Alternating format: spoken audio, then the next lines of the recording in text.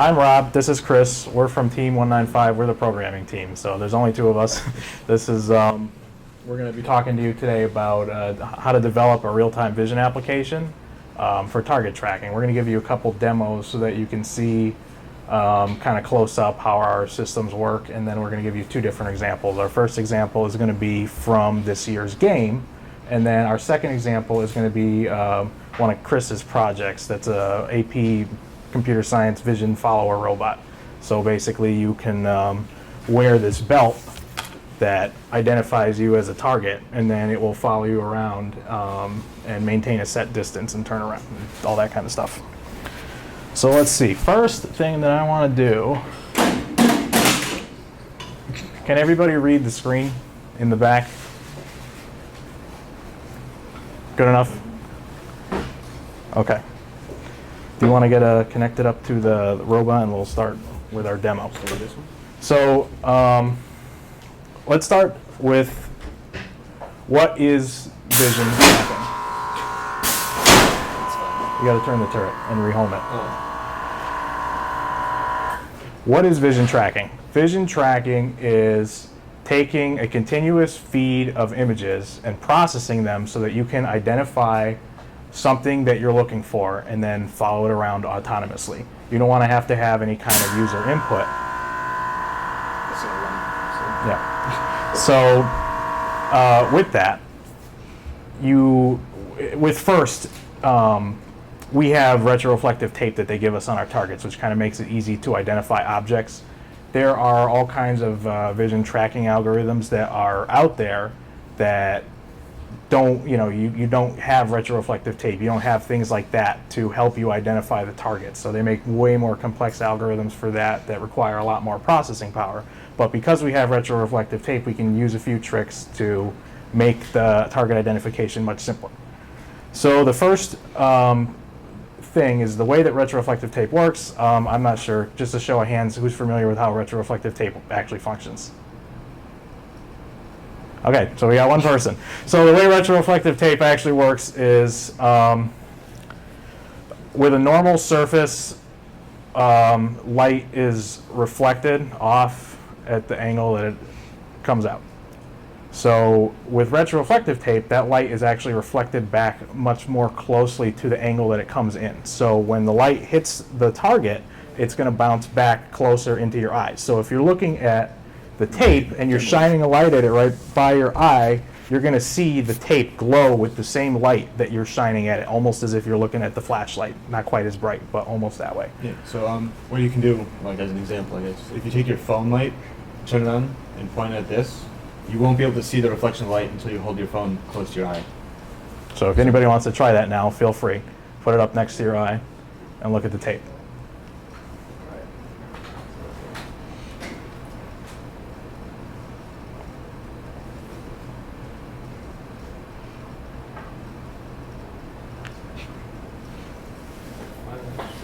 That's pretty cool, right?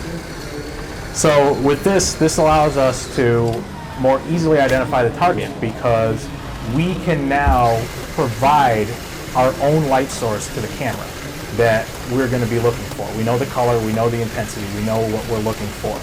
So with that, it really simplifies the target identification. Now what we did is we made a light ring that goes around our camera that uses specific LEDs that we chose for their viewing angle so that we had a wide range that the camera could see, and their color for better target identification. Typically we use green LEDs for vision. You can use other colors. We like green because typically there's not really anything on the field that's green, and it's a color that you can kind of look for, and you're not really going to get too many false positives, so to speak.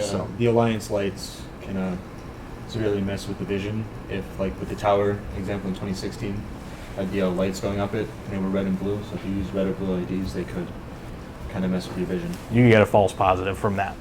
So let's just do a demo of how our vision system worked this year. So what we're going to do is we're going to use this here target that simulates the boiler, right? So we have a 4-inch strip of retroreflective tape with 4 inches in between the second strip, which is a 2-inch strip of retroreflective tape.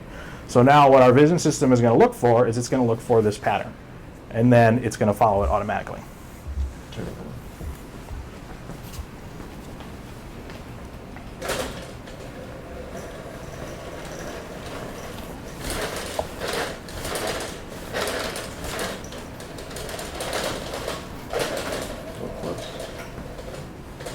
So it'll go all the way until it reaches a stop.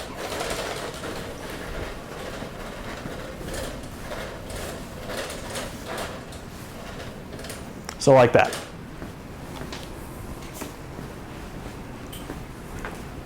Now what that does is that follows the target until it gets within the acceptable tolerance range that we specify. You're never going to get something, especially with a camera from eBay, that is going to get you close enough to be perfectly aligned on target. So what you have to do is you specify an acceptable accuracy range to actually improve your accuracy by technically lessening it. So the way you can calculate that is by doing a little trig based on how far away you're expected to be from your target, how wide your goal is, and then just triangulate out that distance, and then you can calculate your expected angle deviation. I don't want to really get into that too much right now, but the way vision works, the way we do it for higher accuracy, is to actually calculate everything in terms of angle deviation from being on center. So because everything in the camera is in terms of pixels really, you have no real world correlation to how far something really is or how wide something really is. Everything's in pixels. So with that, you can use ratios from objects in real life based on the field of view from the camera in order to calculate an angle, because you can tell how you know how wide the camera sensor is based on the specs of the camera, and you know how many pixels that your target is actually taking up in the frame, and then you can calculate that deviation and use that to target rotational values on the robot. So I don't know, do you want to do your demo now too, so we can show them the other example? Sure. Okay. Well, so let's talk about something. Okay. All right, so I'm going to put on my handy dandy belt here. Turn it a little bit so we Yep. can see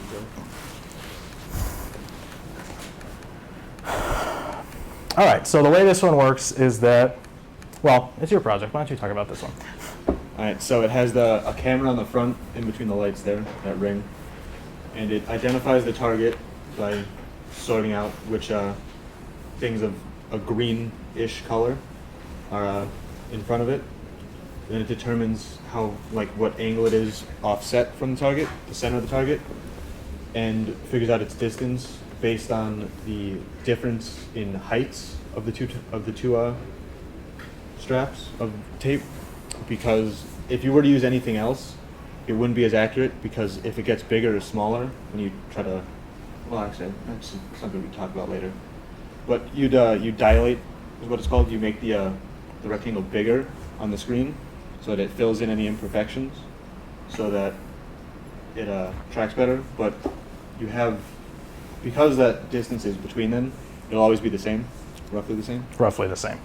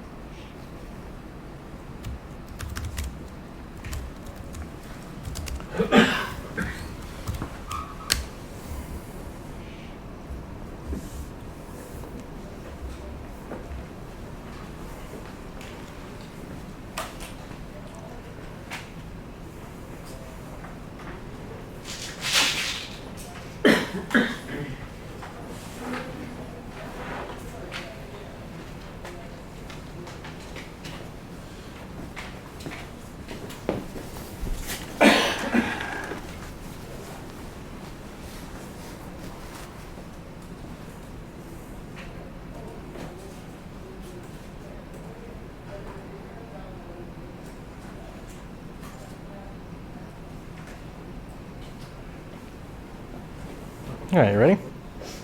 All right, let's see what happens.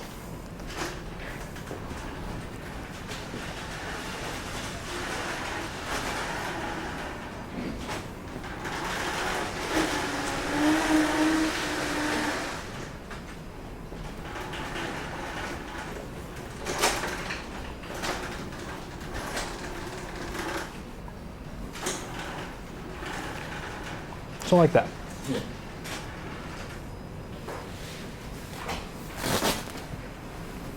So like Chris said, because it's using the distance from center to center, none of the glow from any of the light or any of the processing is going to affect the distance calculation. So it improves the accuracy. Even if it's just a little bit, every little bit helps when you're doing this kind of stuff, because you have so many inaccuracies just based on the camera, based on the field, based on the materials. It gets kind of difficult. So one of the things that was difficult sometimes was just some of the field setups. The measurements are different, things are different here and there.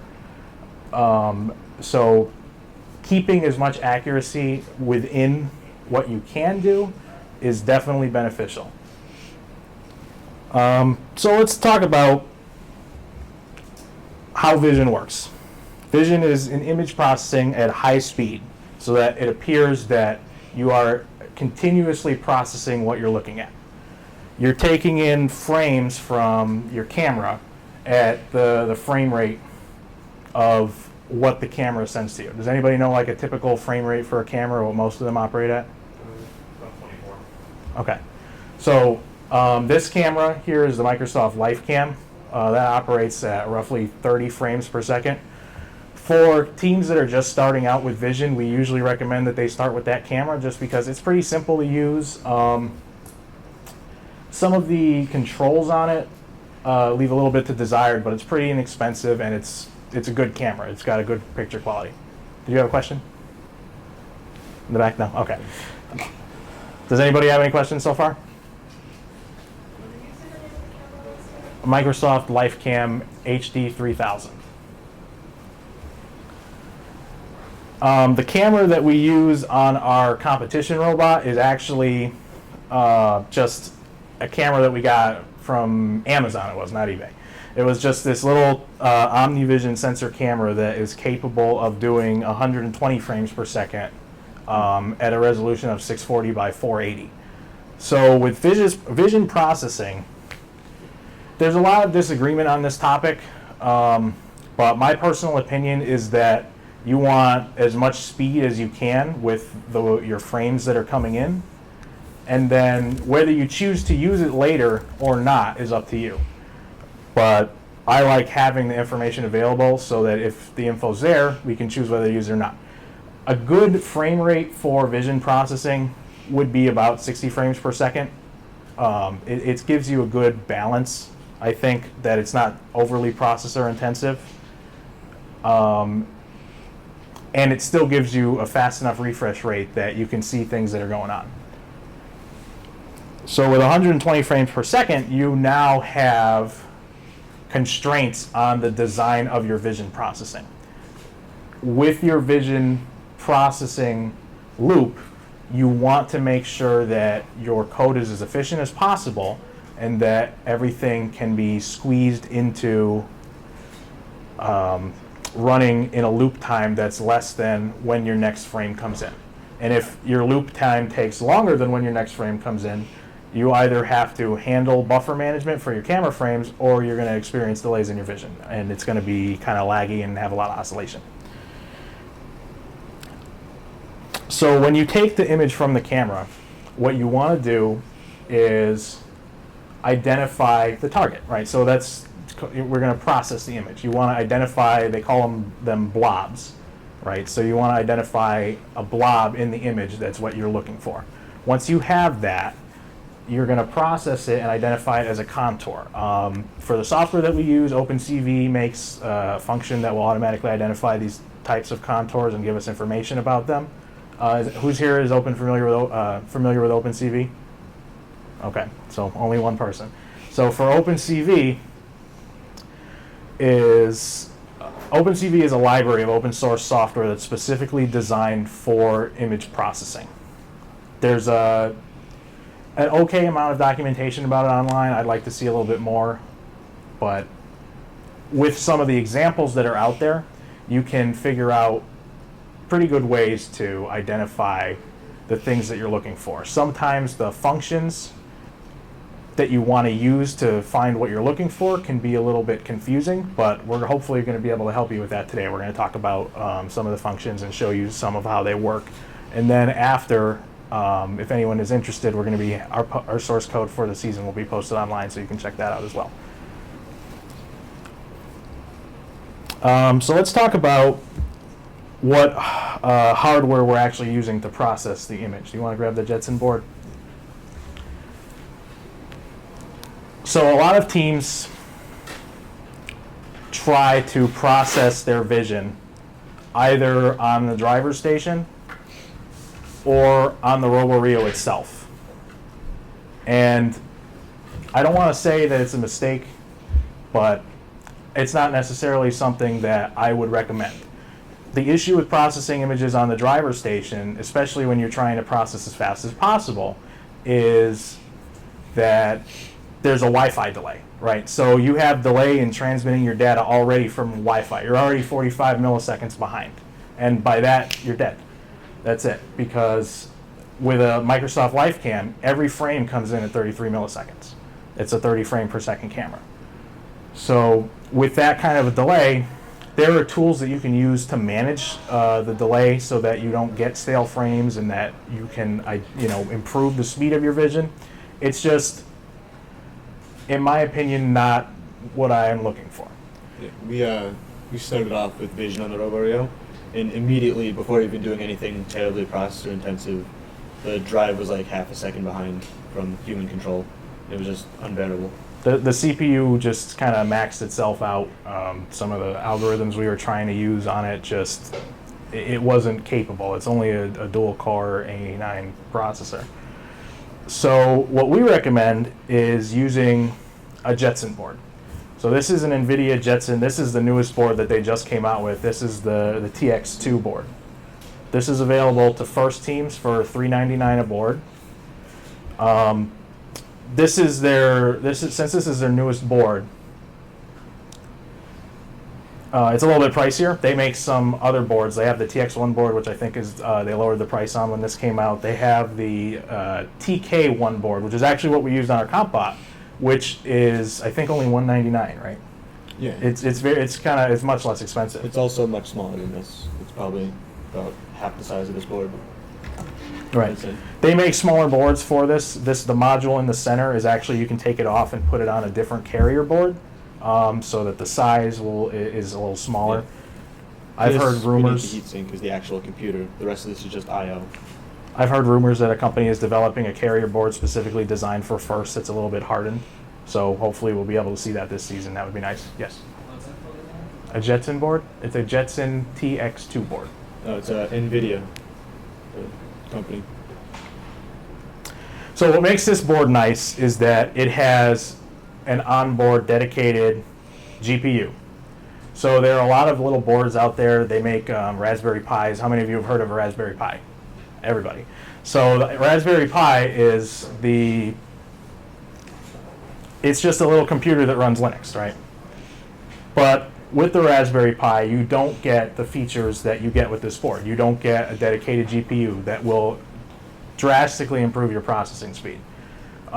We've tried a couple different boards. There's a board called the Intel Joule, which is also developed for specifically for vision processing, but it doesn't have the GPU acceleration that NVIDIA offers.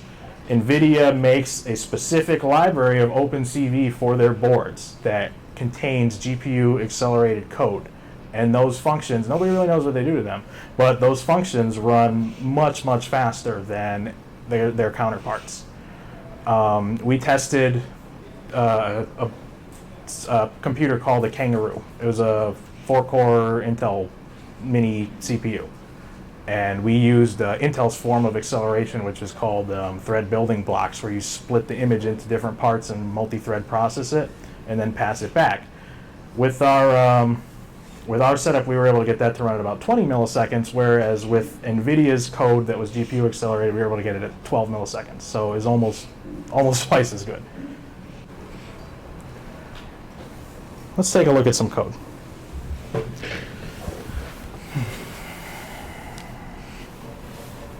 So with this kind of a design, the goal is to process as much as possible on the off-board computer. You don't want, you want to unload as much responsibility from the RoboRio as you can. So what ours does is we calculate our deviation angle on board the Jetson. It's not a very intense calculation, but it's just, again, everything that you can take off is a little bit more that you have.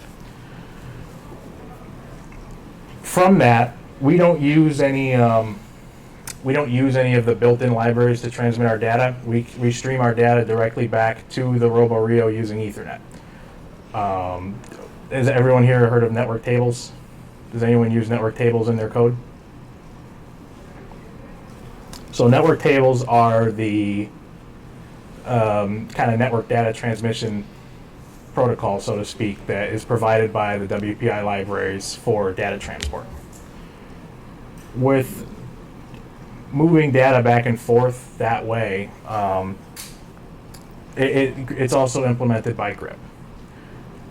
We've seen large delays in transmitting that data in some of the network table transmissions, so we tried to avoid that as much as possible and instead opted to develop our own protocol.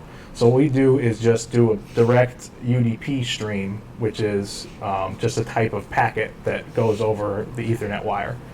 So it's a direct constant stream from our vision processor into the RoboRio, and what that sends is whether we see the target, whether we're on target, and how far off from the target we are.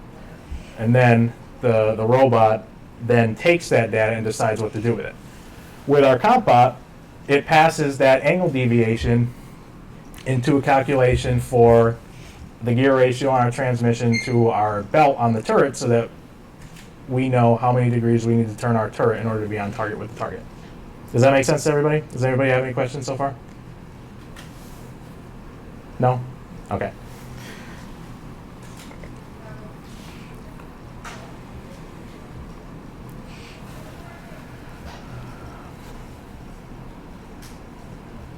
So let's take a look at some code.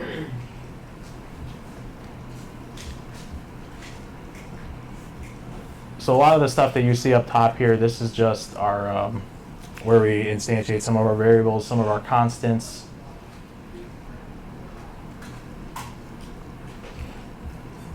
So now for our init, I don't know if any of you noticed when we turned our robot on, but I can show you that real quick. We have just not even diagnostics, but just a little indicator so that we can show if it booted properly.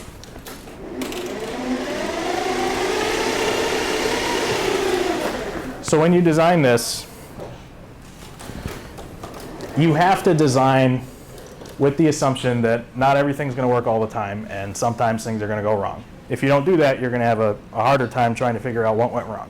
So with this, we designed the LEDs to be controllable by the Jetson and flash and indicate by blinking whether there was an error or whether it started correctly.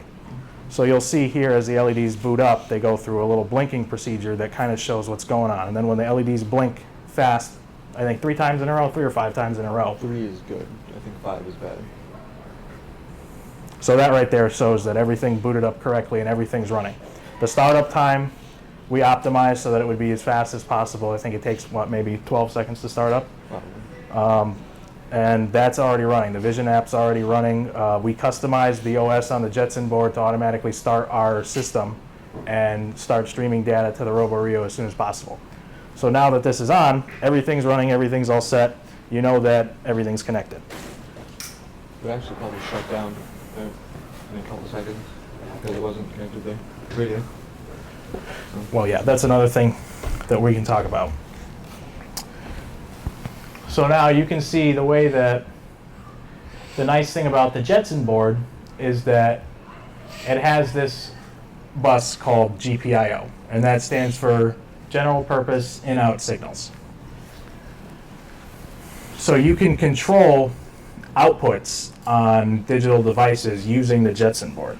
It's kind of like the digital outs on the RoboRio. Some of the voltages on the board operate at different voltages than the RoboRio does, so just be cognizant of which voltage you're using. It's very simple to add in like a voltage level converter if you need to use a device that is running at a different voltage than the Jetson board is provided.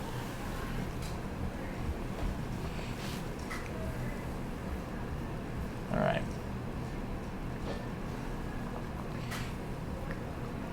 So let's take a look at this.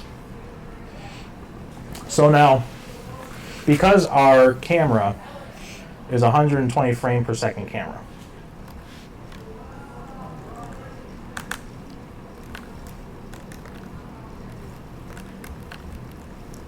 it's processing at, I want to say about 9.8 milliseconds is every frame that comes in.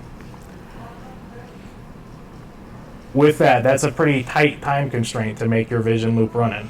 The way we set up our vision to process, I think we were only able to get down to about 10.5 milliseconds per loop. Yeah, 10 to 11 was probably our best. 10 to 11 was our best. So that's just, the best that we could manage with the TK1 board. We haven't implemented on the TX2 for our code yet. With this consideration in mind, your camera is now sending frames faster than you're processing them. And now what can happen is you're not using the latest frame that is available to you. So if you're trying to process your target in real time, and that's the other thing that you kind of have to keep in the back of your head, is that since this is a real-time system, you need to think about what the robot sees and what the robot thinks it sees. So if you're not processing your frames fast enough, they're going to get stale and you're going to be looking at an old frame. And what that's going to do is that's going to give you delays in your vision, and it's also going to increase oscillation if you're trying to do any kind of controls, because the robot's going to think it's in a different place and it's going to get frame data that says it's somewhere else, and then it's going to process it at the time. And because your processing loop is slower than your frames coming in, it's just going to add up. So in order to do that, we added frame management with threading. So we are actually pulling frames from the camera and taking them and passing them into basically our own kind of buffer that only gives you the very latest frame. Who here is familiar with threading? The concept of threading? Okay. One person. So the threading is when you take a program and you make it do more than one thing at once, right? So it gives you the concept of doing more than one thing at once.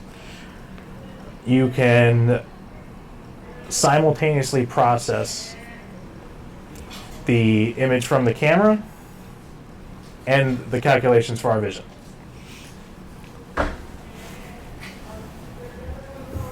I'm trying to think of a good way to describe this that's... I mean, it just, if you know how many cores a CPU has, like quad core or a dual core, it splits the program up to run on each core. So you can have it run on multiple cores so things can happen all at the same time. It's probably the best explanation I can give. There are a little more complicated things with threading, especially if you spawn more threads than CPU cores that you have, then the OS will take over with thread management and it'll swap cores in and out as things need to be processed. It's nice because it does it all for you and it does it completely, so you don't have to be aware that it's happening, and everything will still give the appearance that it's all happening at once. It's just kind of, with a design consideration, it's good to have that in mind in the back of your head, just so that if things aren't working, you know how things work and you can help troubleshoot it. But with this, it's just all about making sure that you have the latest, most current, most accurate data before you begin processing, because that is also going to improve your accuracy with vision.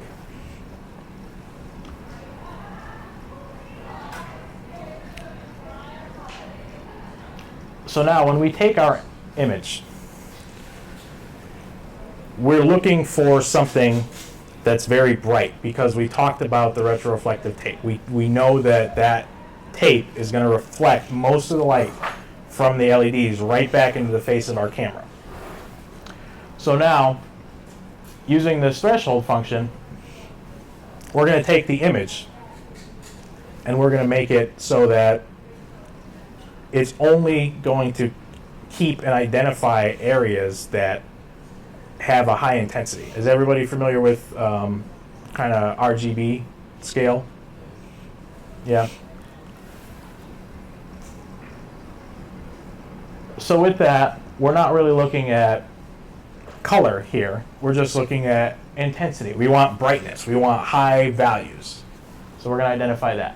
Now we're going to use the dilate function that Chris was talking about. Basically what that does is that, think of it as drawing an outline around every pixel that's left, so that it kind of blurs everything together and gives you a little bit bigger thing to look at. Like an example would be if we had the tape and there was like a line going through it, like a cut or a piece of tape on it that kind of obscured part of it, dilating it would kind of start to fill that in, so it would become a solid object again. You wouldn't have a gap in there that would cause problems with your processing. Right. Now, we're going to use a function called inRange. InRange is a function that is going to look for a specific. We're using HSV thresholding, which is basically we're looking for hue, right? We want green hue because we know that our LEDs are green. So we don't really care about the saturation or value, but we really, really want to find green hue because our LEDs are green. So with this kind of a filter, it's important to have the exposure on your camera set correctly so that you know what you're looking at. If you use LEDs that are too bright, especially with retroreflective tape, you can overexpose the target that you're looking at. And when that happens, your color that you're looking for is not actually the color you're expecting. When you overexpose it, it turns pure white. And if you have white, you can't identify the object as well as if you have green, because you're expecting green. Do you want to talk a little bit about the V4L utilities? Can I plug in? Yeah, sure. That's what I'm sure the camera is. So one thing that you'll notice when I get the camera image running is that when you actually look at the image the camera's giving out, it's very dark compared to what you might expect, because the key is to not let any outside light in except the light that's shining directly at the lens. So that's actually what the camera's looking at. So you can see the lights. But if it's not pointing at a direct source of light, it's just darkness. So that if I were to point it at the tape...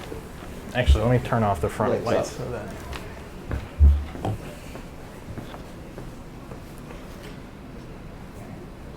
It'll see nothing until it finds something reflective or bright.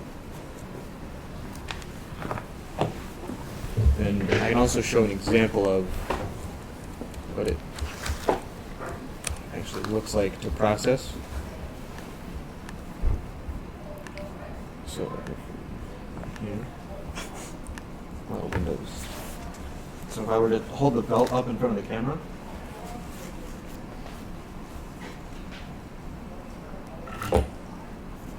you can see that it's actually identifying the target. So,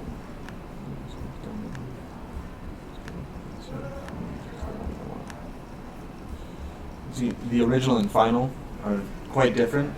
The final only has the edges of the belt, of the tape belt on the belt. So, the exposure is probably the most crucial part of working with retroreflective tape, is that you have to make sure that your exposure is set at the right levels so that you're not overexposing and that you're only seeing the target at the same time. So you don't want to have influence by your environment. You don't want to have issues with ambient interference. I don't know if you guys have seen some teams that have issues with fluorescent lighting or windows. Last year we actually had a problem with our vision where at one of our competitions there was a window directly behind one of our targets and our robot was constantly targeting the window. So this year we kind of focused a lot on making sure that our vision will work pretty much in any lighting conditions. So we came up with this to basically make our robot not care about any ambient conditions. So this is just the setup file for the camera that will run either when you tell it to or every time the board starts up and turns on. So this just sets the all of our camera parameters, like the width and height of the frame, and we want to be able to change the exposure. So on a scale of 1 to 500, I believe. I think it's Is 1 the to exposure? 100. Might But be it's 1 to different 100. for each camera. So. Yeah, but it's 5, so it's not a very large number, but it's large enough so that it can see the tape when it shines back at it. Right. Basically, an exposure of 0 is going to give you a completely black image, but you have to adjust it so that you find the right balance, and that's very important. That should be the very first step. Now, the utility that does this is software that does not come pre-installed on the Jetson board, and you should install it using apt-get. So who here is familiar with Linux? Who's used Linux before? Okay, so does everybody know apt-get for the Linux users, apt-get install? Terminal users? Okay. So with the Jetson board, it's important to install these libraries. I developed a Jetson setup file that kind of gives some design guides for setting up the TX2 for First. I have not done it with the latest software version that was on the board when I was testing it. It had a beta software version because I got it when it first came out. But I will post that after at the end, and I'll try and update it in time. The important parts are making sure you have your libraries for vision that you want. You need to install V4L. OpenCV, again, comes pre-installed on the board. So if you install OpenCV that's like the latest version, because you're like, oh, OpenCV, the version on the Jetson's only version 2.4, I want to use the newest 3.2 or whatever came out. It does not work as well as the libraries that NVIDIA has developed. I highly recommend using the OpenCV that comes with the Jetson board. Even if you compile the new OpenCV with CUDA support, which is the NVIDIA Jetson GPU, even if you add in their specifically designed GPU acceleration, the new OpenCV libraries do not function as well as the ones that NVIDIA provides. So I really just recommend using the ones NVIDIA provides. It's not worth it for the minimal features that the new version provides. Now you can take a look at processing using the in-range command that we were talking about. So you have yours up here we can talk about. All right. So one thing to note that I always seem to forget is that RGB, but for some reason OpenCV decides to flip it around and use BGR, so blue comes first and red comes last. It's just a idiosyncrasy that's in the software. You can change it, I believe, by converting it, but I've never seemed to have much luck with that. It never seemed to work out well. Well, you're also doing color thresholding with Yes. in-range. So one thing to note is that the software that he's using on the follower robot is using color thresholding, color in-range, and the software that we're using on our Compot is using HSV in-range. So the HSV is where you're kind of looking for that green hue. With color, things get a little bit more complicated because it depends on your light and intensity and that kind of stuff. But that's kind of an important distinction. We'd probably recommend using HSV. Yeah. Color's easier if you're first starting, but HSV is kind of worth figuring out. It's not that complicated, but it will give you a big benefit. So now, after that, your dilate after. That's fine. Canny edge detection. That's where the magic happens. So the function canny is basically an edge processor. Now that we've processed our image and we've highlighted our zones with our in-range, and we only have pixels in our frame that are in our range that we want to look at, now we're going to run the edge detection software. So I can show what it looks like. So Chris can show you what Canny does. Canny is basically going to look for the outline of what's left on the frame and draw it. So you can see on the window on the right that it's only the outline of the blobs that you see on the left, which gives you properties of it that you can have. So now it has the height of every box that it sees and other things, like the width. Right. The contour processing is, it's nice because OpenCV does it all for you, but that's where you get all of your information from. That's where you can tell your centers, your target height, width, all that comes from Canny. And Canny is a very CPU intensive function as well. So if you're kind of troubleshooting where you have delays, if you're using a processor that's not really, up to it, or if you're using like a Raspberry Pi or something that's just kind of, and you're noticing slowdown, it's probably happening in Canny. So now with Canny, you then use the function find contours so that it actually turns them into contours, which is just like the OpenCV kind of library where you build the shape. Yes, and then once you fill a list, or it's called a vector in C++, but a list or array list in Java, you can then draw rectangles around them, which then give you even more properties. So you have the X, the Y, the width, the height, and you can even draw rotated rectangles, which we do on this program but not on this one, which can actually give you an angle that it is in the frame. Do you want to go over filtering next? Yeah, let's talk about filtering. So if we come over here. This is the algorithm that I've made to filter out the targets, to just find. So when you saw that I held it up before, there were many boxes in the top right corner that it noticed, probably the reflection of the whiteboard, that it were within the color range that it picked up on, but we don't want to determine that they are targets because they're not. So what you want to do is loop through the all the boxes, all the rectangles you have twice, and then just check, like I checked, the areas are similar, their widths are similar, their heights are similar, and that their the center X is pretty close, so that they're not offset, so one's not on the left side of the screen, one's not on the right side of the screen. And given that, I can just choose which two targets best fit and add them to a new list of just the boxes that are my target. So with that kind of software filtering, is you can kind of make a lot of things happen in there.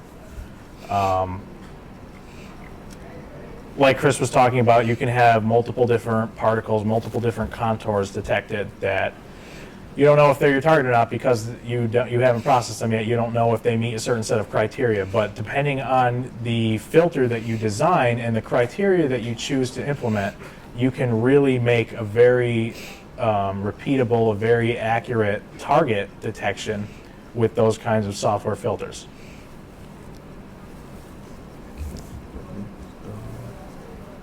I think that's it for this one. Then we can go over calculating deviation. Let's talk about calculating deviation, and then we're going to talk about the UDP. Just top of this line. So why are we doing all this?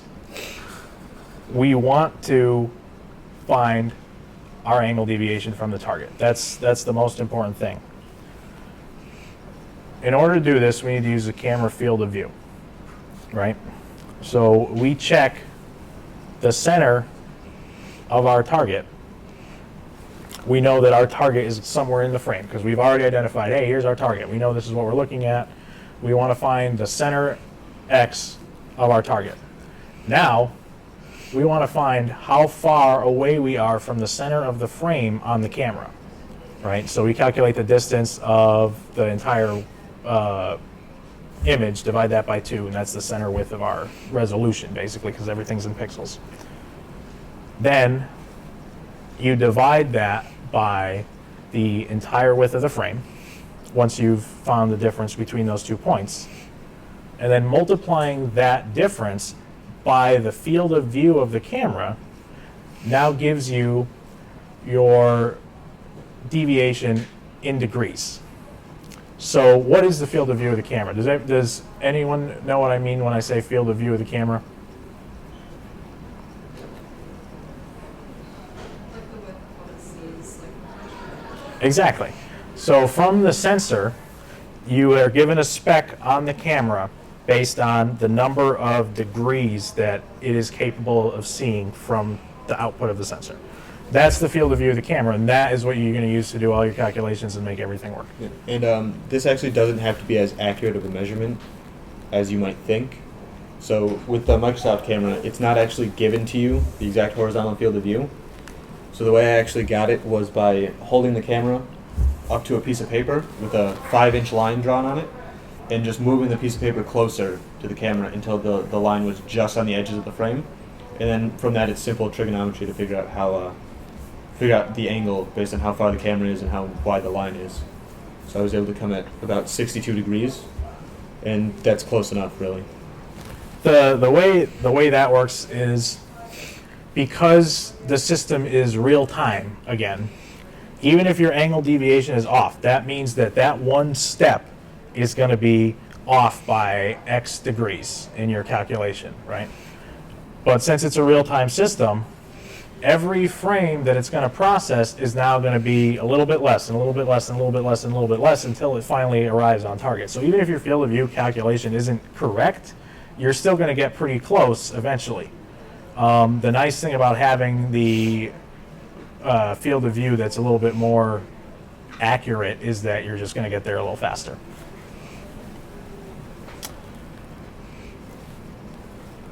Talk about distance? Yeah. Alright, so for that robot, the one that follows people, one thing that I need to know was the distance from the target that it was, so that it could keep a pretty constant distance of about 8 feet, plus or minus about half a foot. So I had to figure out how to calculate the distance. So what I did was I found the difference in Y values of the two rectangles, so like how far in pixels the center of this one is from the center of this one, at different lengths. So I basically held a tape measure up to the camera and kept moving back and taking pictures and processing them until I got a graph of points that looks something like this. So I went from about 3 feet to 20 feet and then just did interpolation on that and arrived at this equation of 224 over x. And that gives me a pretty good approximation of how far away I am within about 3 inches, plus or minus. And that's something that's going to vary. A lot of accuracy improvement for these kinds of real-time systems are dependent on curve fitting. You know, it's not something that you can just really say, this is the way that it is because that's the way it's supposed to be. You know, it doesn't work like that. These kinds of systems really need to be calibrated and field tested so that they just are a little bit more accurate. And by doing what Chris did and using that kind of a graph, he basically made a calibration curve for the camera for his distance calculation, which, you know, a lot of people again are going to argue, well, that's not really, you know, the theory, that's not how it works, but it is how it works in real life. In those kinds of systems, any kind of real-time system works that way. Automotive engine control systems for vehicles, machine control systems for factories. Those kinds of systems use calibration curves and software that maybe isn't the way you would expect something to be, but it's the way it is in real life. So it is only really accurate in the range that I measured, but I knew the range that would be actually functioning would be about 3 to 20 feet, so there was no reason to really expand beyond it and try to go way more complicated than it needed to be. All right, does anybody have any questions so far? All right. Yes, ma'am. So with the resolution of the camera that you use, Mhm. is it better to have like a higher resolution or lower resolution? A higher resolution image is going to give you an improvement in accuracy. However, with that, you now are going to be increasing your processing time because there's more image to process. We use a resolution of 640 by 480 to process because we're processing at 120 frames per second. But if you want to, you can use a little bit larger resolution, process at a little slower rate. We haven't really had any issues with 640 by 480. It's kind of been accurate enough for everything that we've needed. Last year we used, I think, 640 by 360. So it's dependent on what you're trying to do with it. But for most things, we found 640 by 480 to be good enough. Yeah, we tried it in 1280 by 720 HD. We really didn't see that big of a difference in accuracy. Because we have an allowed deviation in angle, then the accuracy really was only improved about half a degree, but we were allowing about 1.5 degrees of play. So it really didn't make a difference. Right. So, and what it did do, though, it slowed down our algorithm quite a bit, and it wasn't worth it for the slight improvement that we got. So, the next thing that we want to talk about is how are we actually transmitting the data to the RoboRio? We touched on it briefly using the network to transmit the packets and not use network tables, but instead send things directly. So we built our own UDP protocol, which is very, very simple. I mean, a lot of people kind of get scared when I talk about we designed our own protocol to send things to the robot, but it's really not a big deal. The way that we're transmitting it is basically a string and a number. So the string says, what is the value that I'm sending? And then the number is the value that I'm sending. So you send that to the robot, and then the robot receives that, and we can process it out using just a simple kind of loop that we go through every header. We use a switch statement to see which string it is, and then we assign the value to whatever it is we're trying to do. Just to make an arbitrary values. Right, so the string that we send through the packet is going to look very much like what Chris is typing right now. I mean, does anybody think that's complicated? It's not very complicated. It's just, right? But that's all that it takes. You know, you just designed your own protocol. We're sending data to the RoboRio now. But what this does is that now we control our latency. We control the time that we send things in. We know what data is actually being sent. We know how large it is. With network tables, there's a lot of overhead and there's a lot of delays, and no one's really sure how it works, and I haven't bothered to look. Another problem we had with that we should mention with network tables is it wouldn't connect for us. Like all of 2015, so our autonomous selector that went over network tables just didn't work. Because we turned our robot on so close to the start of the match, it didn't fully establish a connection, and it would just assume that it was ready. So it wouldn't actually choose an autonomous. Right. So for everything that we design now, we just use our own UDP stream protocols. So which pins of the RoboRio did you plug that into? What's that? Which pins of the RoboRio did you plug your cable into? We use Ethernet, so we use the other port on the radio. So the Jetson board has, I think, gig Ethernet on it, and you can just connect it to the other port on your radio. We use a USB camera, so you plug that directly into the Jetson board. We don't use a network camera at all. And then with that, you can just send directly to the robot. So do you want to look at the setup for this? Or? There was one other thing I wanted to mention, was when processing UDP, you need the send loop, which is going to be occurring on the Jetson board, and then you need the receive loop, which is going to be occurring on the robot. So let's take a look at the receive loop. Make this bigger. Yeah. So this is the Java program that receives the packets sent by the vision processor. So you can see it just makes a new string out of it after all the networking stuff, and then it processes it, and it just has a loop that basically pulls apart the string until it gets all the data that it wants, and sets variables equal to the data that it gets. Right. It's gonna with the way we design the string that we're sending in the packet, we separate each piece of information with a semicolon, and then we split based on the semicolon, and then within that we split based on the colon, which separates the header from the value. And then you loop through everything, you identify which header correlates to which value, and then you assign it to what you need. So It's pretty straightforward. we can kind of go through it here. It finds the title of whatever you're calling it, the value assigned to it based on that it's separated by this colon, and then it sets the variable that's equal to deviation 220, and then it just cuts that off and continues on with the rest of the string until it's empty, or there's nothing sensible left. Right. And now with that, the robot has all of the information that it needs in order to process that data and make your robot align itself with the target. Who here is familiar with PID? Okay. PID control is, it's a way for the robot to continuously check a value from a device and see what that value is, and then try and force that value to happen, if that makes sense. I'm going to try and explain a little more. Is anyone familiar with encoders? Encoders, show of hands. Okay, so encoders are devices that track movement on, say, your drive wheels. With our system, we used an encoder to track the rotation of our turret and where we are and how many ticks that the encoder has as it went around. The way an encoder works is that as something rotates, it counts the number of ticks that it sees as the device goes by.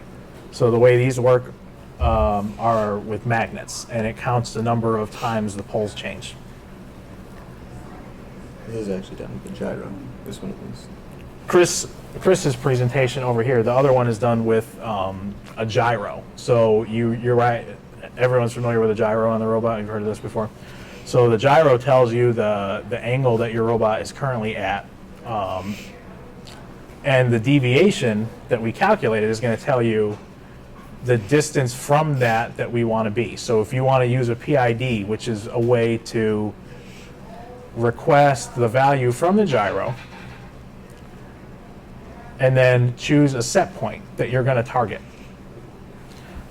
Once you target the set point, the robot is going to continuously update outputs to its motors so that you reach your set point. It has control to prevent overshoot, and it has control to prevent undershoot. These are configured using the gains PI and D. The PI and D stands for proportional, integral, and derivative. Is anybody here taking calculus in school? Are you guys familiar with those terms? Integration, derivatives at all? Okay. So at the base level, the way PID functions is that it looks at where I currently am, where I want to be. Once I start moving, how fast am I getting there? And how long have I been away from where I want to be? Does that kind of make sense? So each gain is going to be dependent on those factors, right? So the P gain is basically a multiplier for your output value based on how far you currently are away from your set point. Say I'm at 20 ticks and I want to be at 50. All right, I have a distance of 30 ticks. So I'm going to multiply that 30 by my P proportional gain, and that's going to be my output to my motor values at the base level. There's a lot more that goes into it than this, but at the very basic level, this is how it works.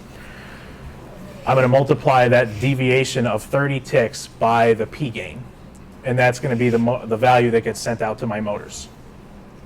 Does that make sense? Now with that, if I go from 20 ticks and then I go to 60, but my target is 50, my distance is now negative, right? So I am now minus 10 ticks away from where I want to be.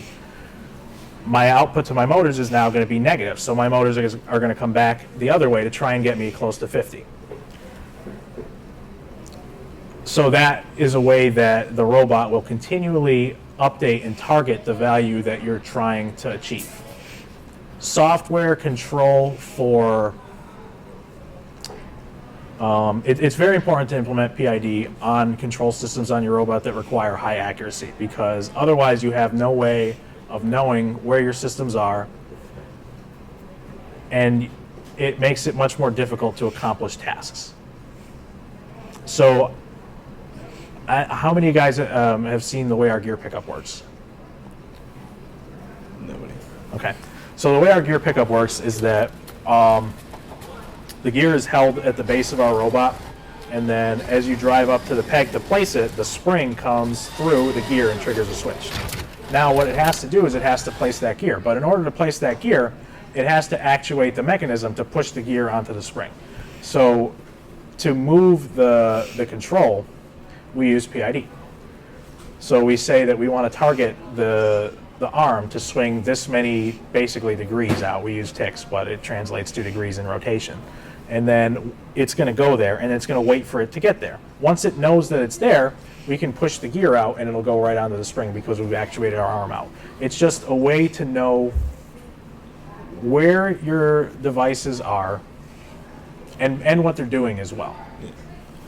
It's a lot more accurate than just either doing like timing on a button press or having a driver hold the button until something gets somewhere, because it actually is error checking itself to get exactly where you want it to be, rather than you looking at it and holding a button until it gets somewhere that you'd want it to be.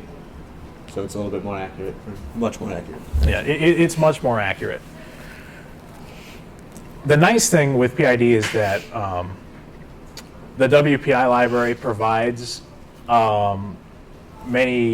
it provides an implementation of PID that you can use to control all your motors. Is anyone familiar with the Talon SRX motor controllers? Okay. These controllers have built-in onboard PID that you can use to target set points, to set your gains, and do everything on board. And they also improve processing rate. So everything that we talked about with vision refresh rate and trying to get the fastest data, the most accurate data possible, all that applies to PID as well, because it's a real-time system. So since everything is occurring in real time, you want the fastest refresh rate possible. So the way the Talons work is they actually update the motor output at 1 millisecond based on the set point that you sent to it. So they have very, very tight control loops built in, and because those are all being processed off board the RoboRio, they don't consume your CPU usage at all. So it's kind of nice in that way that it doesn't take away from anything that you're trying to do software-wise, that they just basically manage themselves. We use them for most everything. Some implementations of PID, like if you're trying to Maintain an angle. If you're trying to maintain an angle using a gyro, the Talons don't have built-in functions for gyros yet. So you have to do that on board the RoboRio. But again, the fewer PIDs that you can run on board the RoboRio, the more CPU usage you're going to have available to do other things. So this is an entire PID equation, really. Just it's not really as complicated as it might seem. But with the Talon, you set up the Talon with PID values that you'd want, and then instead of when you try to if you set, normally you'd put in some range of -1 to 1 on your motor controller, but now when you change the control mode to a PID, you're now giving it a set point, so like an encoder position or a not necessarily gyro position because that hasn't been implemented yet, but a gyro position as an example. So then it targets that rather than setting the output. I don't remember if I said this, but I'm going to say it again, even if I did, because it's really important. If you are sending UDP packets from the Jetson board to the RoboRio, it is important to make sure that your receive loop on the RoboRio runs more than twice as fast as the send loop on the Jetson board. This is a really, really big, important thing. And what that's going to do is that's going to prevent your buffer from being stale. What can happen sometimes is if the RoboRio doesn't get around to processing packets that are coming in from the UDP port, the buffer can become stale. And what that's going to do, again, is going to decrease your accuracy, increase your latency, and then also increase your oscillation in trying to arrive on target. Let's see.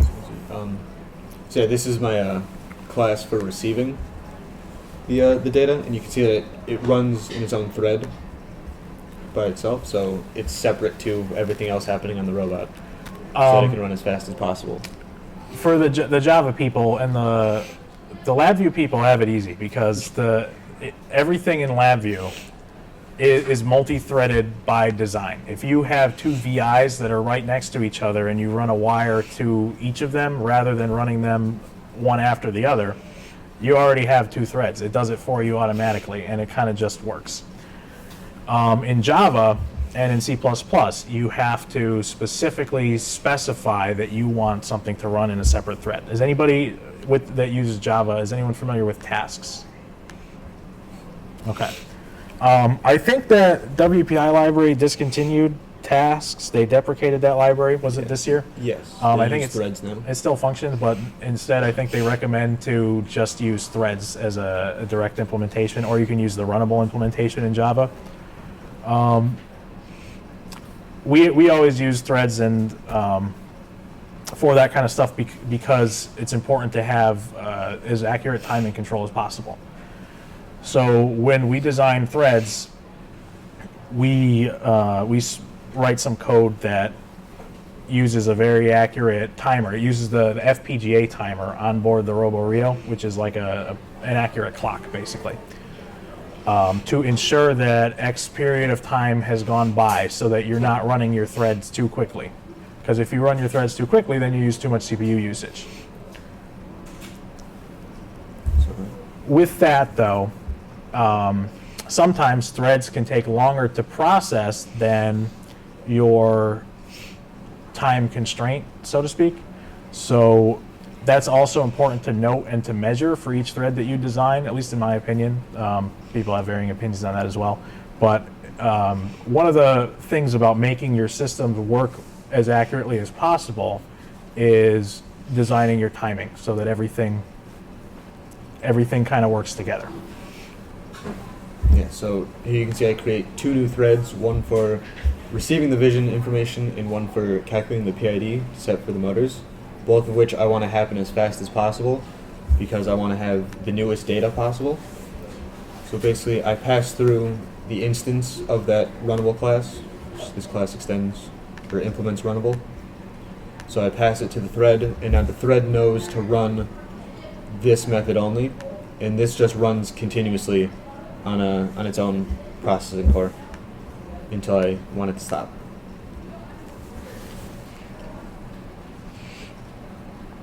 Okay. So again, does anyone have any questions about anything that we covered so far? Yes. Were you using the vision system solely for autonomous mode, or did you use it at all to assist the driver during teleop mode? The vision system was used throughout the match. So we didn't do vision for any of the gear placement. We used visions strictly for the boiler targeting. So the boiler, the turret was actually fully autonomous for targeting. So the driver would align the turret to be roughly in the direction of the target and push a button, and then it would do the rest. So with vision systems, our philosophy is this.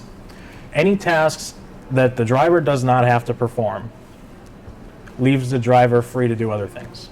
So we try and automate as many things as possible. With the vision system, it's almost impossible for a person to be able to align the turret as accurately as the computer system for shooting.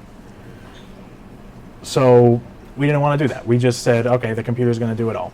All the driver did was adjust the speed if there was a little bit of deviation in the front and back. We had controls for speed adjustment.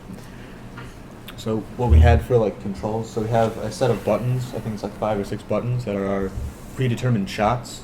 So like it's a wheel speed and it's a general angle that the boiler is going to be off of center or where the turret starts. So what would happen is we'd line up somewhere on the field, and then there's a button that corresponds to that place in the field that has a hood position, a wheel speed, and a guess at where the boiler will be relative to where the robot is. And then it just turns the vision processing on to target the boiler, and maybe once or twice that failed where the robot wasn't close enough to the correct position where it didn't pick up the target, but that can be solved by just turning the robot a little bit by driving it, and it just picks up and locks on. Okay, so let's see.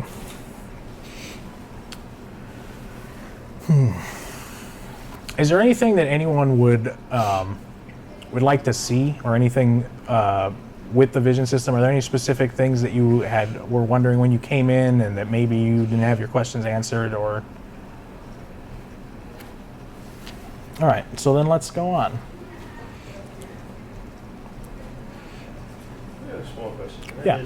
You were talking about the canning process, and which was really debulking it, taking out a large rectangle that was filled in, and then debulking it down to just the outlines. Yes. Yep.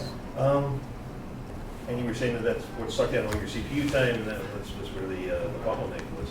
Question: How much did you care about debulking it? How much could you just say, well, gosh, it's this far from left to right, and we know that that's 5 inches, so that many pixels, and how important was that step? Well, I got it. Well, this fine contours is what we really needed. Yeah, And exactly. unfortunately, it requires that you detect the edges of the objects only, Mhm. because it does run something similar to that again. Mhm. So it's a required thing. Unfortunately, it does slow it down, but it has to be done. So with your filter processing, if you don't want to use contours, Yeah. there are ways to do it so that you can just I mean, filter the image, identify the pixels. Yeah, just knowing it's a strip of tape, Mhm. and you're not trying to solve a general case. Just where does it stop being black and start being green? Just find the edges around it without looking throughout the entire bulk of it. Yeah, you can do that. What you would do, at least the quick way that I would say you could do that is you can take the matte, which is what the frame is called in OpenCV. Right. You take that, you can iterate over it and identify the pixel cluster that you're looking for, and then you can process based on that. Unfortunately, if you're not using fine contours, you're not going to have any kind of information on center X in the frame. You're going to have to calculate all that manually. So I think that you can see a drastic performance improvement in that. You can probably improve your efficiency by maybe 3 to 4 milliseconds by using an algorithm that you design on your own for implementing the blob detection with pixels rather than using edge detection. Sure. But I mean, it's a lot of work that we didn't have the time to do. Just moving forward to Yeah, total you- one, Right. had enough CPU and Yeah. What yes, happened? what do you call it? Yeah, Yes. it's an NVIDIA Jetson TX2. Yeah. So what happens is you'll lose the ability to do really complicated things very simply. It's like finding the contours will give you the X, the Y, the width, and the height. And using contours, you can draw rectangles around it so that it gives you a little bit more accurate. So if they were to turn, then you would keep the same X and Y width and height based on its angle. $600 a pop. For first teams, you can get them, I believe, for $399. So there's an education order form that you go on, and you fill out your info. I started using that last year. I never got to it. Well, it was broken last year. So they also make the TX1 board and the TK1 board, which the TK1 board is what we used on our competition robot. That one's only $199 for first teams. It's very small and it's useful. But the TX2 does provide a large performance improvement. The GPU on the TK1 though is what was mostly used. You don't really need the CPU much, so for most of this vision processing. So the TK1 is most likely, good enough for most first teams. Just the cost savings, you can buy a few of them just in case you have spares. We always make sure that we have spares of everything because again, if you plan assuming that everything is going to work correctly 100% of the time, you're set up already to have trouble. So we kind of plan for the worst case and then go from there. And then we're excited if everything works out, which it never does.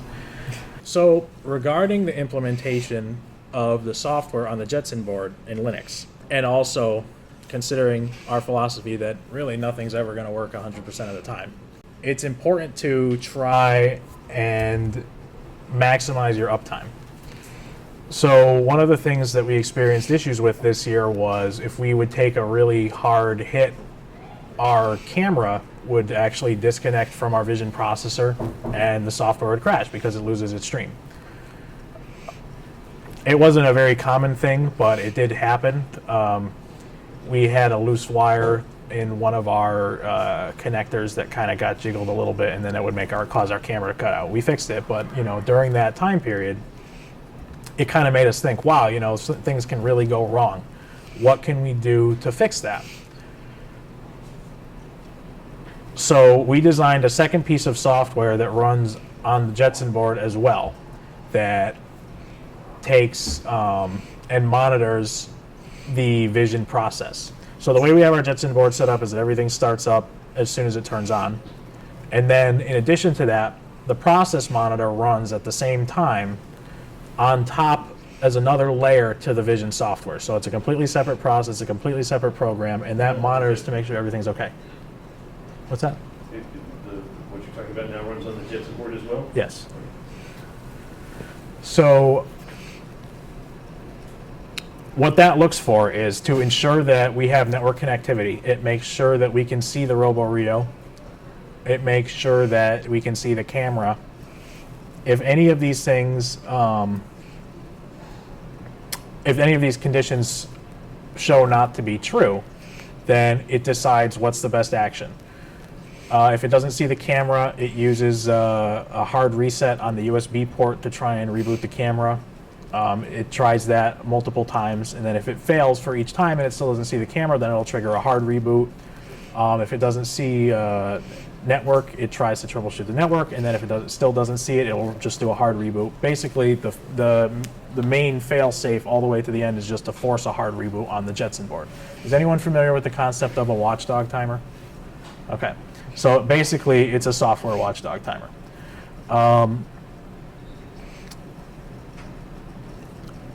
Now, on the RoboRio side of things, it's important to identify when things aren't necessarily functioning correctly. So, especially with our design, since we had a turret, you have a finite length of cable that thing spins around. Things can go very, very wrong if you're not careful. And unfortunately, things have gone very, very wrong for us. In one of our district champs finals matches, our turret encoder wire got cut, and our turret just started spinning and ripped all the wires right out of the thing. And it was like in our second finals match. So luckily we were able to repair it in time for our next match, but it was a little bit stressful and we didn't want to go through that again. So it made us think, what can we do to fix that on the RoboRio? So now we implement encoder monitoring on the RoboRio in order to identify when our values are changing.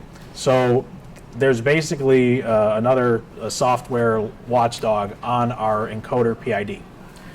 If the motor output for a system is greater than, say, 0.1 to minus 0.1, if you're outside of basically the dead band where nothing is moving for a certain period of time, and you're still not seeing an update on your encoder value, you can safely assume that you've lost your encoder and that system is dead. Now you can choose what to do with that. For our system, we triggered a fault light on our dashboard for the driver's station, and then we assign the turret automatically to manual control on the joystick so that our driver still has the capability to move it. It's just not running our autonomous PID. We also have an implementation of something like that for our vision system, where if it's not receiving packets from the Jetson for a specified period of time, we can also safely assume that system died and we should no longer trust the information from that system. With these kinds of designs, especially in languages like C++, it's very easy to introduce bugs that you don't expect. And unfortunately, during a typical build season, you don't really have time to troubleshoot and beta test your software before you kind of have to just deploy it live out to the competition. So with these kinds of ideas in mind, it's important to have a backup plan. And kind of a lot of this technology that we've made stems from everything breaking, so you kind of learn the hard way first and then you go based off of that. So the Jetson board does have a graphical user interface on it. It runs Ubuntu. You can connect a keyboard and a mouse and a monitor to it. There we go. But when you're working on the robot and everything is kind of wireless, it's really inconvenient. So instead, we use SSH to connect to it and do everything through the terminal.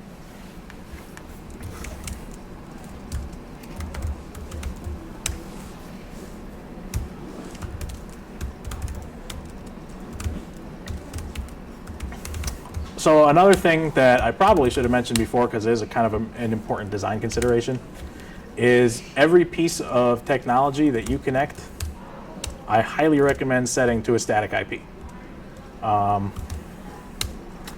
We've had several issues with DHCP from the field.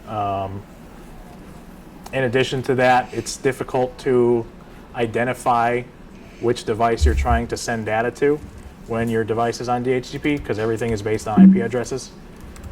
And host name resolution is just very slow and adds time. So we just recommend setting everything to a static IP address, and it makes everything kind of just work. I'm also going to unplug those LEDs because it's a little bright.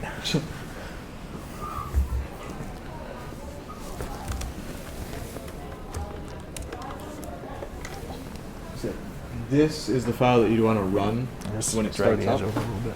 What's that? Oh. So this is just a bash script that You lost sets it. all the Yeah. This is just a script that sets up all the camera properties that we showed before and starts the application.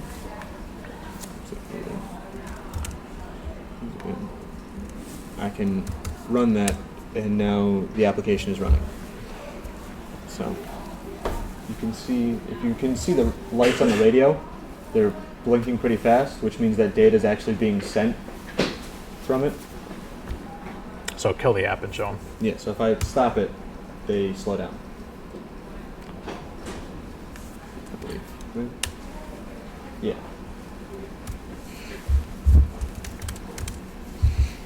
All right. So with the Jetson, it's because it uses an ARM processor. It's important to compile all of the software that you're going to be using on the Jetson board. Otherwise, well, I mean, you can compile it using a cross compiler on a laptop that has an Intel processor, but it's kind of a pain, and it's pretty easy just to compile the software on the Jetson board. And if you install all the build utilities, it doesn't take very long. Sure, go ahead. Do it clean first, so that. So, I mean, once. What we do is we develop all of our software on our laptops, and then we just transfer the data to the Jetson board using SSH. Who here is familiar with SSH? Okay. So SSH is what Chris has right here. It's basically a remote connection to the device using a secure socket. So this has, we're not going to get into it, but it's a very secure connection. So you can transfer data back and forth using SSH as well. So there's a data transfer protocol. You can use software called SCP to transfer data back and forth between your laptop and the Jetson. For anyone who uses Windows, you can use a software called WinSCP. That software will allow you to connect directly to the Jetson board and move software back and forth. If you have a Mac, you can use a program called CyberDuck. They also make software called FileZilla, which is compatible with both Mac and Windows. I don't particularly care for it for this particular application, but it does work. So this is CyberDuck. So this is the remote SSH software. You can see we were accessing the file system on the Jetson board, and now you can really transfer data just using drag and drop. If you want to drag your software right onto the Jetson board, you can put it on there. So we've taken the software already and we've moved it into the Jetson board so that now we can compile it on the Jetson board so that we're ready to run it. So now Chris is going to show you how it compiles on there. So once you design your CMake file, it's going to tell it what you actually want to build. And once your build files have been generated on there, you just make the software. And it compiles all of your source, and now you have an executable that's compatible with the ARM processor and can be run directly on the Jetson board. And now our software is running again. Do you want to look at the list? So if you're using Java, you're not going to do this. So I don't know how in depth we really want to get into this if nobody's really interested in using C++. But basically, you're just going to tell it how you want to build. This is a file that kind of describes what you want to build and what libraries you need to add and what you're trying to do with it. All right, I'll wait for that. What dictated your choice of C++?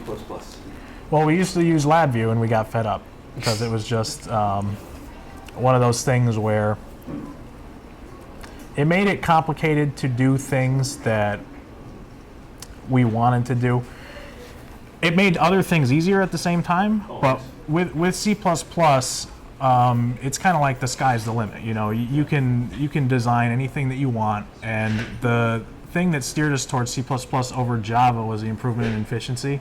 Java, what's that? It was enough to care about. We never measured it. I'm not interested in the idea of running software on top of a JVM on an embedded real-time system. So, I mean, I have my own problems with the JVM personally, but it's not like it's bad. You know, it's great. It's got its own applications. It's got really, really good uses. But the problem is that in a real-time system, you need this to be completely rock solid and as fast as possible.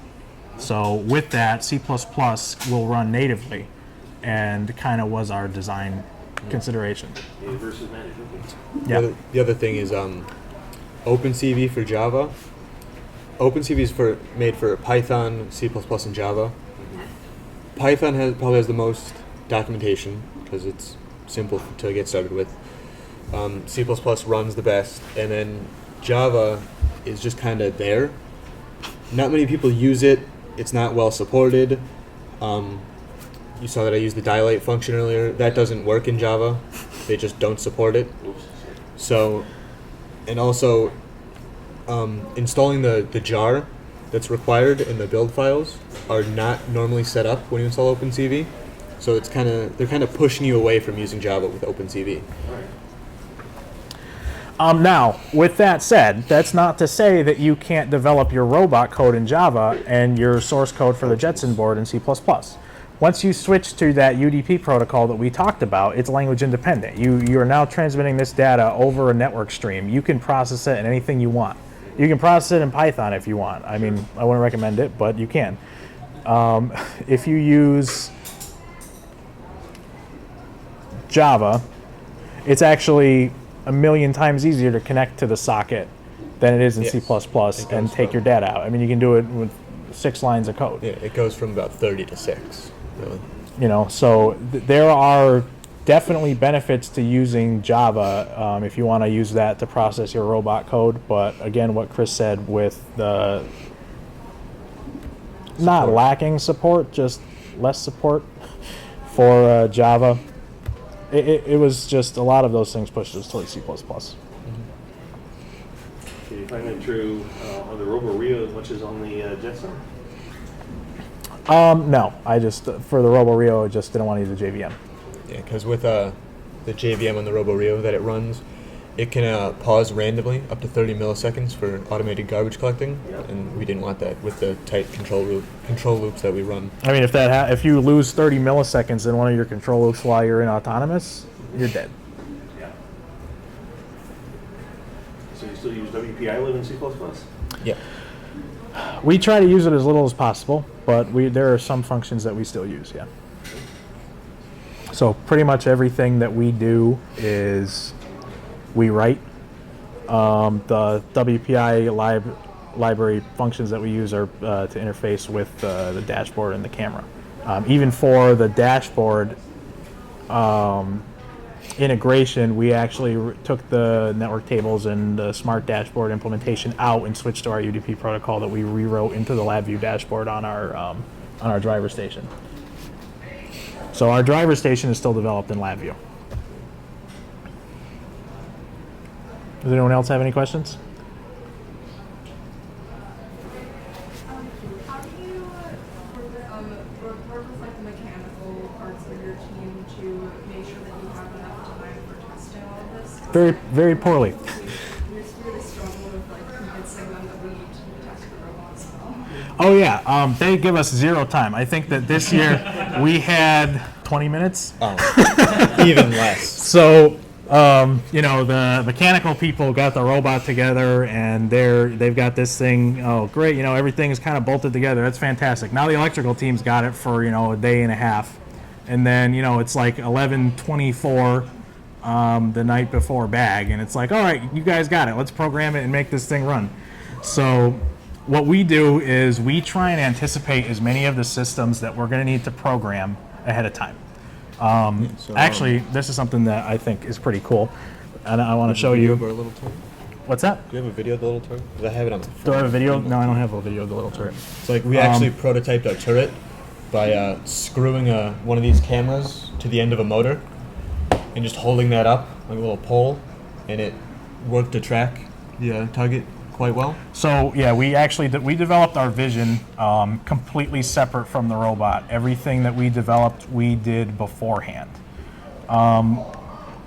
We also developed all of our robot control completely off of the robot. We anticipated what systems the robot was going to contain. We kind of tried to communicate with the mechanical and electrical teams to say what systems how many motor controllers are we going to have? What motor controllers are going to control what? What's going to be tied together? What's going to work separately? Now, with that, we developed a framework here for our robot. No, right there. I don't know if I can make this any bigger. Command plus. That's what I did. It didn't do anything. Click on the. Are you in the editor? Yeah, I'm in the editor. All right, so Works this. for me. I don't know if you can see it. It's kind of tiny. Control zoom. What?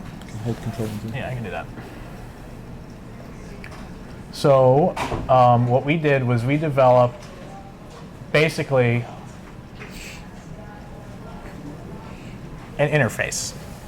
So to use the Java terminology, we developed an interface that was a custom subsystem, right? This is a subsystem that we know that each system on our robot is going to contain an init method, a start method, a homing method to reset all our encoder values and make sure that we start in the correct initial position, and then a stop method if we want to stop it. And then we use something called a mutex, which is a way to implement a semaphore in C++ for thread control, but it's kind of not really important if you're using Java. And just as a pointer, Java, it says virtual. That just means abstract, if you know Java. They're the same thing. Right. So now, with this, we can say, all right, these are our subsystems. What subsystems are we going to need? All right, well, we have a ball feeder subsystem. Why do we have two? One's the H file. Oh, okay, we have a header file. That's right. I'm thinking Java again. So we have a ball feeder subsystem. We have our reporter for the custom things that we use for our dashboard. We have our drive. We have our gear pickup. We have our.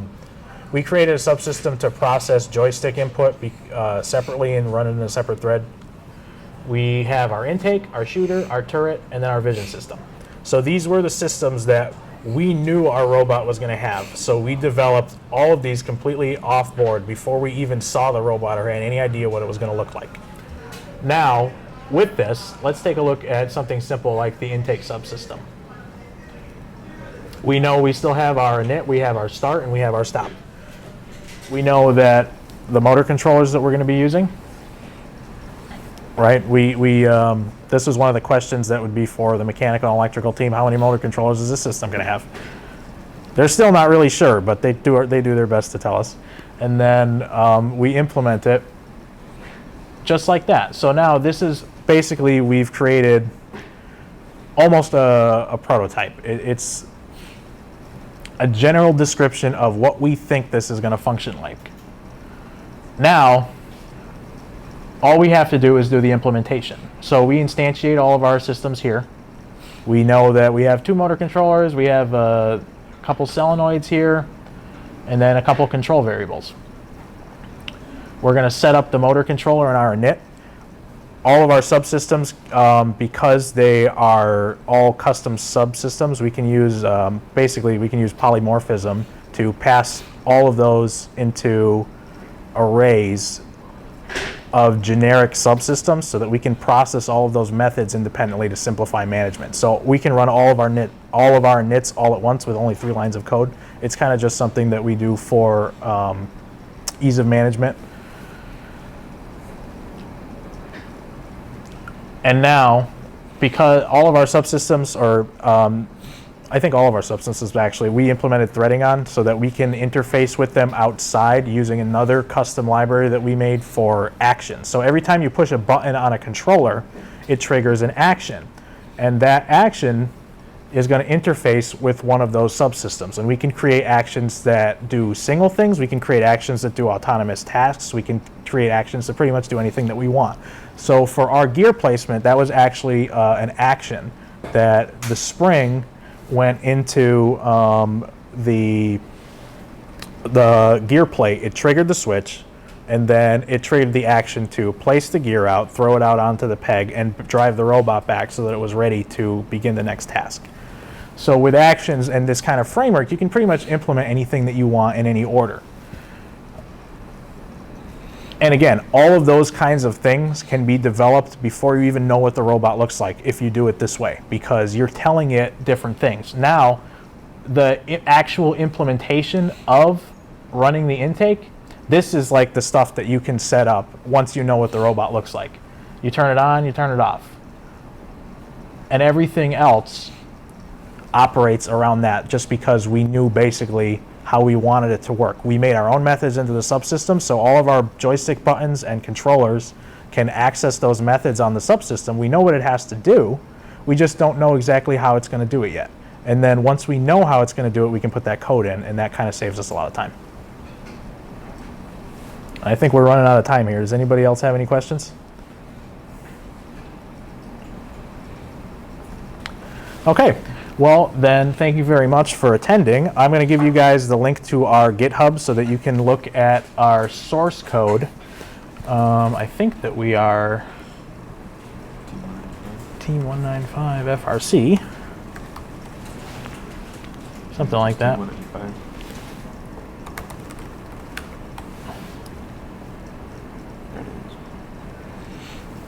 So yeah, it's just github.com/FRC Team 195.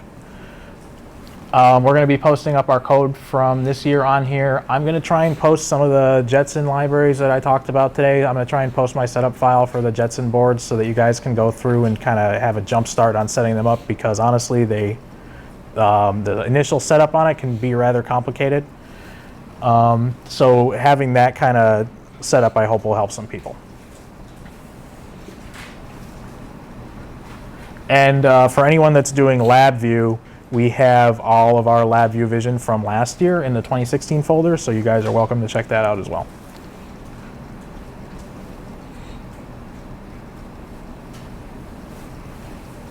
Great. Well, thank you very much.